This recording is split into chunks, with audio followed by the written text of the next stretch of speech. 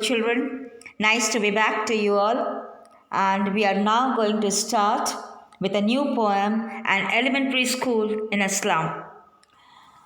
This is going back to school, going back to education, and going back to the miseries, to the tragedies faced by the slum children in school and education. So let's begin. This elementary school classroom in a slum was published by Stephen Spender in 1964. The poem vibrates with the poet's political views and brings out the difficulties faced by the kids in slums. The poem was written to highlight the tragedies, the injustice prevailing at that time in the world in the slum schools. And now we begin with the first stanza to understand the poet's views about slum education. Right?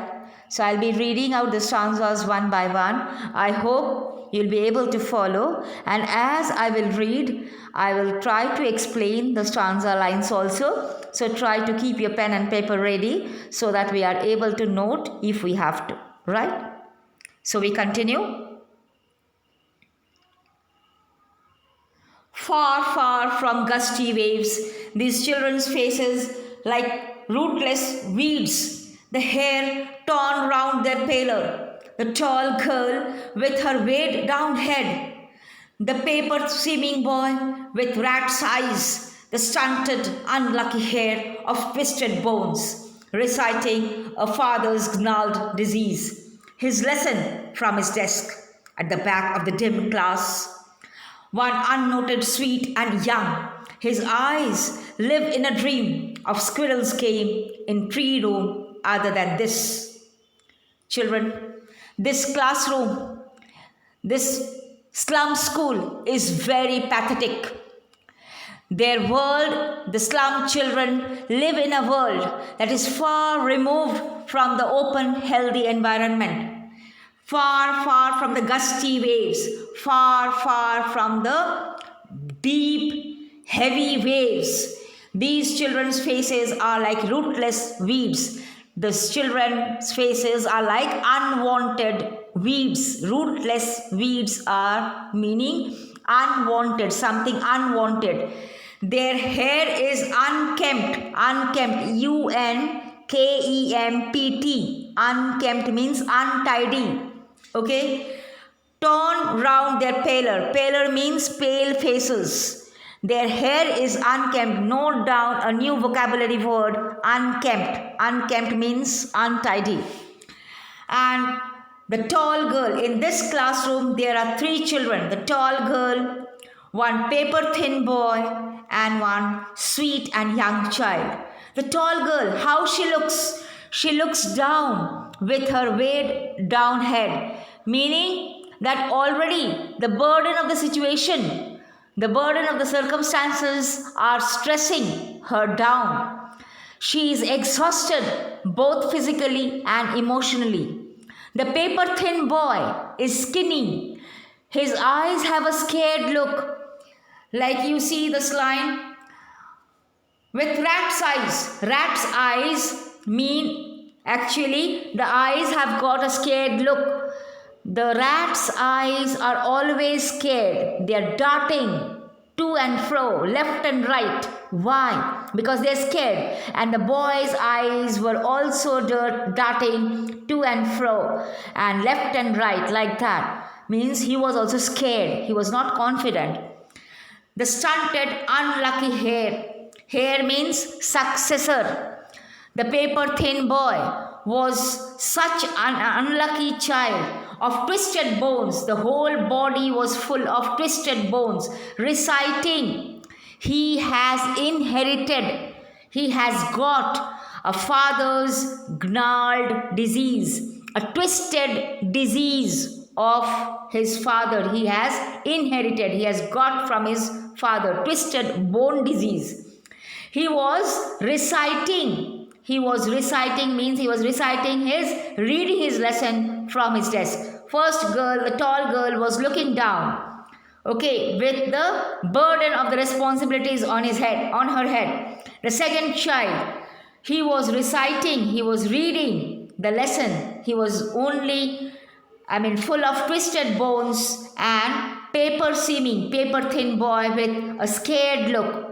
The third child at the back of the dim class, of the unlighted dim class, one unnoted, sweet and young child was there, sitting at the back of the class, who is younger than the others. His inexperienced eyes, his innocent eyes are full of hope. He is not belonging to the class. His innocent eyes live in a dream of a squirrel's game. His eyes are full of squirrel's game. In pre-room, he is dreaming about playing games in the open, right? And perhaps the dullness of life, the seriousness of life, the tragedies of life have not touched him, right? We move on to the second stanza. On sour cream walls, donations, Shakespeare's head, cloudless at dawn, civilized dome, riding all cities, belt, flowery, Tyrole's valley, open-handed map, awarding the world its world. And yet, for these children, these windows, not this map, their world, were all their futures painted with a fog. A narrow street sealed in with a lead sky, far, far from rivers, capes, and stars of worlds. Children, we are going to do it very slowly. I hope you are following. And very slowly, I will try to explain the lines. On sour cream walls.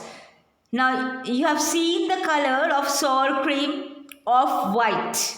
What is the color of sour cream? It is of white. On sour cream walls. The classroom walls have a dirty appearance as they haven't been painted for a long, long time. Donations. Donations. They are living on donations of the rich. The school has to live on donations of the rich. In other words, these children they live in a world which is very dull and depressing. On the walls are displayed the names of people who have given donations. On the wall are displayed the names of the people who have contributed to this school. The half statue, the bust of Shakespeare.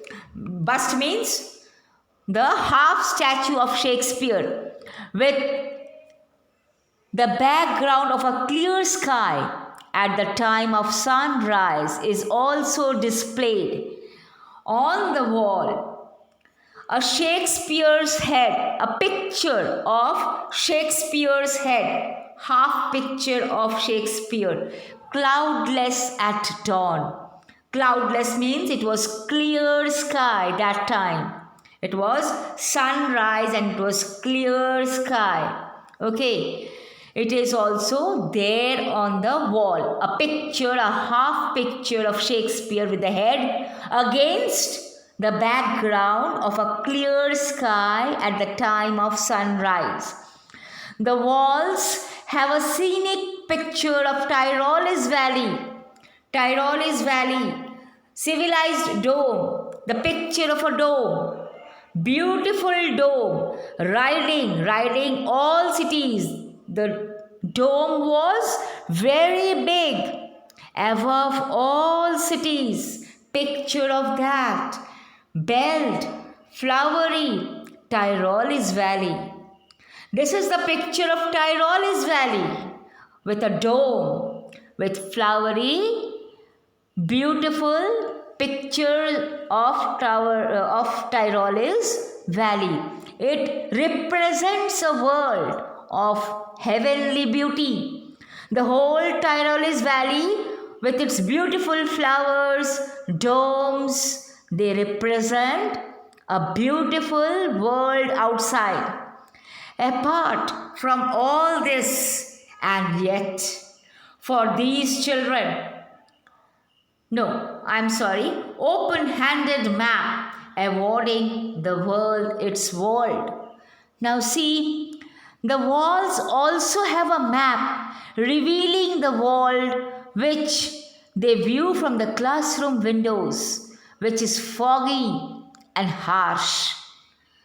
Open-handed map. There was a wall map, children. There was a wall map. Now, what all things were there on the wall? There were the names of the donations, those who had contributed. There was a picture of Shakespeare's head against the backdrop of a clear sky at the time of sunrise, right? Then, what else was there? There was Tyrole's Valley with its beautiful flowers and dome, right? And the fourth one, an open map. A wall map was also displayed on the wall, awarding the world its world, meaning revealing the world. World map revealing the world that they could see from the classroom windows, right? The classroom windows are foggy. They are not clear. They are foggy with dirt. They are foggy with dust, right? And yet, for these children, these windows and not this map, their world, and yet for these children, these windows are the map of these children. These windows are the world map, not the outside world. It represents a dark future with no hope for any betterment. The windows become the wall map, not the world outside, right? Their eyes can only view a narrow road. Now look at this. A narrow street sealed in with a lead sky, far, far from rivers, capes, and stars of words. Now see, what is the meaning of this particular word where all their futures painted with a fog?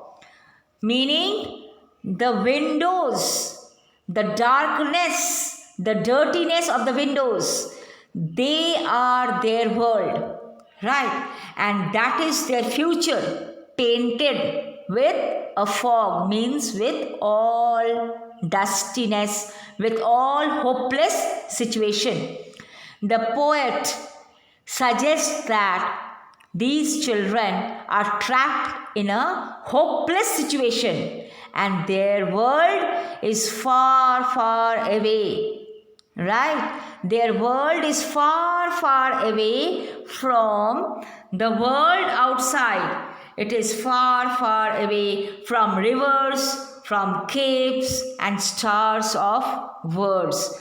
It is far, far away from the literary world outside, from education outside. That is, the outside world is really blocked to them.